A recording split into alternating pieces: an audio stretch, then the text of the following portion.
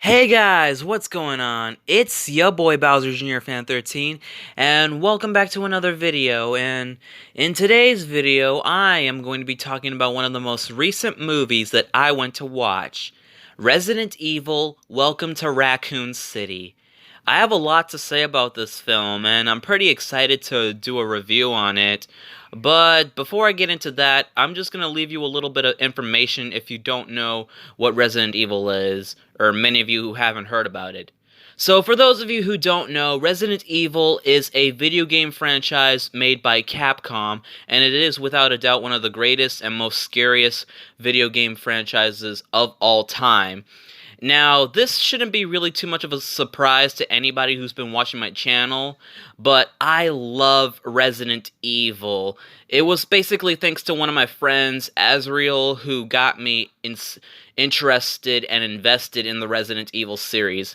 My favorite entries are Resident Evil 2 Remake, Resident Evil 3 Remake, the recent Resident Evil Village, but my most favorite has to be Resident Evil 4. So anyways, what do I have to say about the movies? Well, when it comes to the Resident Evil movies, they are not good.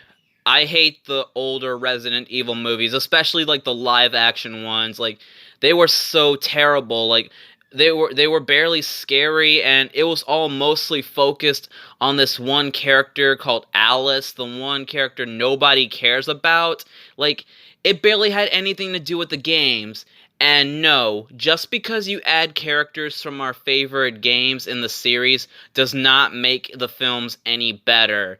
You're just clickbaiting fans and basically luring fans into a piece of garbage. So no. But what about Welcome to Raccoon City? How does this movie hold up? Well, you're about to find out. Anyways, welcome to my review of Resident Evil: Welcome to Raccoon City. Okay, so anyways, as the movie started, I gotta say, musically speaking and visually speaking, it's honestly not that bad. Like, the background music, it was like really creepy and unsettling. Like, when I heard the loud noises and sounds in the movie, I was like really terrified. Like, my whole body was feeling all warmed up uncomfortably, like as a horror movie should make me feel. And the visual designs, like especially on the monsters, they were not that bad. They were pretty good. Like, the zombies, they looked pretty terrifying, and the creatures like William Birkin with his mutated forms looked pretty cool. And the liquor from RE2, that, brain monster, it was pretty amazing. The characters, the main characters, it was good to see all of them. Like, it was good to see all the characters: Chris Redfield, Claire Redfield, Jill Valentine, Leon Kennedy, Albert Wesker, and so on and so forth. Like, I'm glad that those characters are the main focus of the movie. They didn't bring up any character, like, random character that did not come from the games to be, like, being shoved into the movie as the main character, like Alice. Like, I was glad that the four characters we know and love were in this movie. Alright, and according to, like, the story and the basically what goes on in the movie, from what I heard in the director's review or interview, apparently they said that they wanted the movie's roots to be inspired off of the games Resident Evil 1 and 2, which does make sense because when it comes to video game movies, if you want to make a video game off of a movie, you have to stick with the source material. That's one of the most important things. And there were a couple of references here and there, especially like when it came to designs and stuff that kind of make me like, oh wow, that's so cool. Especially like with the settings and the scenes. Like, alright. Now, I'm going to stop right here and basically tell you all that right here, I'm going to be talking about the whole story and the plot and everything, what I love and enjoy. This is all going to be massive spoilers, spoiler alert. So, if you don't want any spoilers, I'm basically going to put a timestamp at where you should skip in the description. Alright, but if you don't want to skip it, well, that's on you. And anyways, enjoy. Okay, so, let's see. as I said before, the movie's main plot was supposed to be based off of Resident Evil 1 and 2, and it does follow up on that. Like, you got Claire coming to Raccoon City looking for her brother Chris, and basically Leon, he joins Raccoon City in the police department as a rookie cop, which of course happened in Resident Evil 2, as you expect. Jill and Chris and Wesker, they were the characters that I honestly was not expecting to see, because it looked like things were mostly happening from Resident Evil 2, but it did had a bunch of elements from Resident Evil 1. Like, it showed both Chris, Jill, and Wesker. They were all going in the Spencer mansion from the first game, which of course made sense, and it was pretty awesome, seeing them fight off all these zombies and stuff. And of course, Claire and Leon, they were left in the city to fight off all the zombies and stuff and survive. It was pretty neat. So overall, I thought some of those stuff were pretty good. And as I said before, this movie is scary. Like, there were a couple of scenes with all the zombies popping up and doing all this crazy stuff. It made my heart skip a beat. Like, it was terrifying. Like, it wasn't too terrifying, but I was pretty freaked out seeing out all of this. So I think those are all of my positives. And now I'm going to get to the negatives of the movie. Okay, so basically, here's a bunch of stuff that I didn't like in the movie. So, alright. So basically, in the scenes, like the beginning of the movie, it showed Chris and Claire as children in the orphanage from RE2.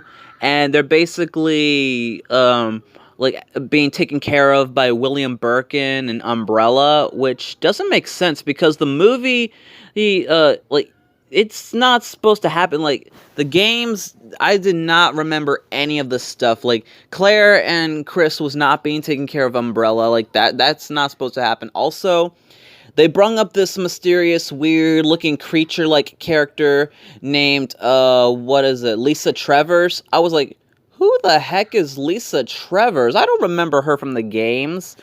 And apparently she's supposed to be one of Umbrella's experiments and a close friend to Claire when she was a child. And I was like, what? I was confused. I did not understand at all this that was going on. Also, oh my god, alright, so I've been watching some reviews on, the movie, and everybody didn't really like, how Leon was treated in the movie. Well, according to the director, they said that they wanted Leon to be the dorky, nerdy cop that he was back in RE2. Which I can understand. If you want a character to be just like how they are in the games, it's understandable. And keep in mind, Leon doesn't become the badass fighter or / agent that we all know until Resident Evil 4. So you gotta remember that. But anyway, speaking of Leon, alright, this is where I'm gonna get into the design of the characters. Alright, the actors, they're not too bad. Well, some of them are not too bad, but man, the designs were, completely off. First off, Leon, his hair is too long and all messed up. And the actor should have shaved, too, because Leon does not have a mustache or a beard. Anyways, Jill, I'll get to her design. It's, I don't really like it that much. First off, the hairstyle does not fit her at all. Why couldn't they, and the actor just doesn't, I don't know, there's nothing about the actor that tells me, oh yeah, that's Jill Valentine. If you made her hair a lot similar to how it was in RE1 or RE3, or at least give her hat that comes with her STARS uniform, or give her a full STARS outfit, then I'm like, oh yeah, that's definitely Jill. And Wesker's design, oh my god, alright. So, I'm not gonna go too hard on Wesker because, he was decent in the movie, but, man, his design, though, the only complaint I have about the design is, what happened to Wesker's sunglasses? If you look at the design, everyone knows Albert Wesker wears sunglasses, right? But He's not even wearing sunglasses. What happened to Wesker's shades? I mean, if you show someone this image of Wesker, especially like an Ari fan, the most likely thing you're going to be hearing from them is, that is not Albert Wesker, which I understand. Let's see. Chris and Claire's design, it's not that bad. William barely looks like how he does in the game. Like, not his mutated form, but his human form. Like, I don't understand like how they messed it up. All right. But anyways, enough with the designs. The plots. Oh my god, like they wanted to mix up Resident Evil 1 and 2's storylines together, and that did not make any sense. Like, oh my god, like it's all everywhere and too confusing to go through. Like, it's like they mushed it up like as if the whole plot of both games took place in one day, which does not make any sense whatsoever. Anyways, talking about other characters, why is Sherry and Annette treated like secondary one-off characters? Like, it's like they're not even important. Like, in the games, Sherry and Annette, they're like literally one of the most important Resident Evil 2 characters, especially in the story. And you're just gonna make them secondary characters? Like, what? What are you doing? And let's see. Alright, Chief Brian Irons. Alright, since I brought this character up, I'm just gonna go ahead and say, well, I don't know about this character. He's meh. Like, at least the movie doesn't make me hate Brian Irons as much as I already do in the games, because in the games, I'm just gonna go ahead and say Chief Brian Irons is one of my most hated least favorite Resident Evil character in the whole series. I hate that guy with a burning passion, and he deserved everything that he got in Resident Evil 2, both the original and the remake. Okay, and going back to Wesker, Wesker is one of the most iconic Resident Evil villains of all time. And in this movie, they barely treat him like a villain. Like, sure, Jill goes on about, like, oh, Wesker betrayed us and yada yada yada stuff. Like, how is, like, just, I mean, it's true that he would leave, Jill, Chris, and the other characters to die in the city, which is something that Wesker would obviously do, but why doesn't he act like the Wesker we know in the games? Like, all mysterious and mischievous and like basically acting like how he wants to become a god and stuff. And like, he gets killed off by William. Like, I hated when they kill Wesker. Like, honestly, if they were to make a sequel and bring back Wesker, oh my god, he would have been much better, especially in Resident Evil 5's events, but nope, they killed Wesker, so that means Resident Evil 5 cannot happen, but I doubt it would, because I don't think this movie's gonna get sequels, especially after the ending, which I'll get to a bit later.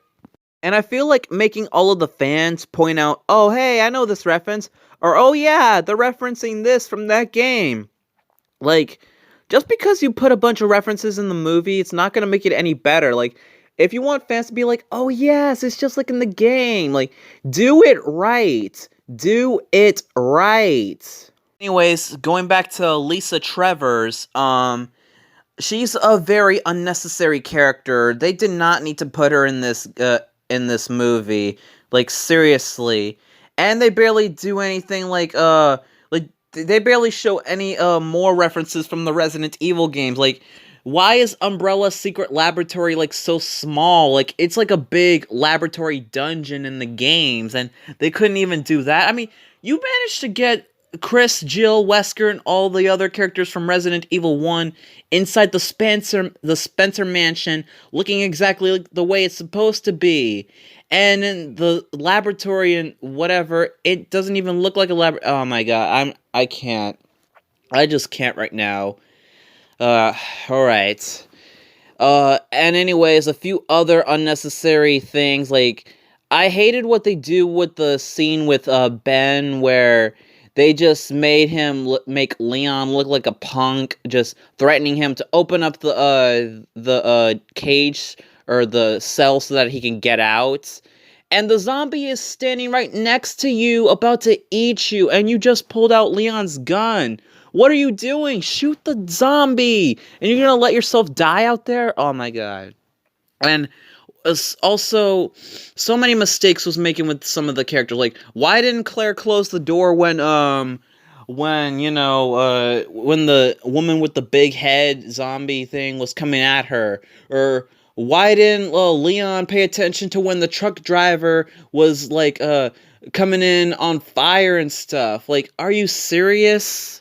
And William Birkin, he's supposed to be one of the biggest Resident Evil villains of all time, and they barely show like any backstory like with him. Like, it's just him experimenting on kids as he does in the games, but it's like he has a connection with Chris and Claire. Like, why are you making this character have a connection with both Chris and Claire? They have no connections whatsoever in the games, which make no sense. If anyone should have a connection with Chris, it should have been Wesker. Wesker could have been the big villain in this movie. But no, because it's Resident Evil 1 and 2, they have to have William Birkin also be a big villain. But, like, the way they made William the villain, it just was so confusing and stuff. But I'll say his mutations were pretty scary and disturbing, and they were pretty cool. And that's just about it. And there's the final scene where they're escaping in the train away from Raccoon City, just like in RE2. And then William comes in with his form, about to kill everybody. Then Leon finishes him off with the rocket launcher. And then Raccoon City basically explodes, and that's the end of the movie. I was just confused by it all. It was, I don't know. Like, looking back at this movie, I originally thought it was pretty cool, but now I'm starting to slowly realize that it's a little meh. But one of my biggest negatives about the film has to be the lack of characters. I mean, yes, you got the characters that everybody points out and like, oh yeah, there's this guy and this person and there. But how could you leave out some of the most important characters in both games? Resident Evil 1, you left out Rebecca Chambers and Barry Burton, one of the two most important characters of all time. And yeah, I didn't complain too much for Resident Evil 2's characters when you left out Marvin. Understandable, but out of all the characters you left out in the film, why did you have to leave out Ada Wong and Mr. X? Seriously, out of all those two characters, you couldn't even put Ada or Mr. X in the film? I was like oh yeah, I can't wait to see Ada and Mr. X in the film, only to not see them. I was extremely disappointed. And because of what happened at the end, that means no Resident Evil 3, which means they can't follow the next movie to be Resident Evil 3. So that means no Carlos, no Nikolai. Heck, we're not going to even get to see Nemesis and hear him say, "Stars." Okay, so listen up. This is like the day after I watched the movie. Alright, so I was watching YouTube and the reviews and stuff, and turns out what I didn't realize is that there was a post-credits scene that me and Be Cold, we missed out on that. So okay, so according to the post-credits scene, turns out that Wesker was alive, so then that means Resident Evil 5 can happen, and he's going to be the main villain in that game. Oh, and by the way, Wesker, of course, gets his new iconic shades, just like in the game, so I was like, oh, finally, at least Wesker finally gets his sunglasses as I wanted. And turns out Ada Wong was in the movie. I was like, wait, the cast and crew said that Ada was going to be in the movie, but I didn't see her at all. She was in the mid-credits scene, that's why, because she was basically saved for the end. I think because the director said that they didn't want to put too many main characters in, which I don't really understand why they would do that, but still. It's good to see Ada in the movie. She's going to be in the next one. So I can only assume that the sequel will probably be based off of Resident Evil 4 or Code Veronica. But please, if you're gonna do something like that, do not screw this up. Listen to the fans if you want the sequel to do good. No, seriously, don't screw up. Resident Evil 4 is my all-time favorite Resident Evil game. So please, take Capcom's advice and listen to whatever they have to say. Okay? Good. And that's literally all I have to say about this movie. Overall, it was just painfully average. Like, it was better than the older movies, but it was just average. Like, oh my god, the games were much better than the film, and I don't know what to say about this. I don't think I'm gonna watch it ever again. Like, I give this movie a 5 out of 10. Yeah, sorry, I'm giving this a 5 out of 10. Like, I can't. I mean, visually speaking, it looks cool, and it's scary, and it gave me some chills, but even though it had the cool references, the characters were portrayed it poorly. Um, there was so much content that they could have put from the games that they just immediately leave out, and the events are not on par with the games. And yeah, that's all I have to say about Resident Evil 2. So, thank you guys for watching. You know the drill. Like, comment, share, subscribe, and I'll see you guys next time. Peace out, everyone. I'm sorry, I just can't. I'm gonna go play some Mario and Luigi Paper Jam.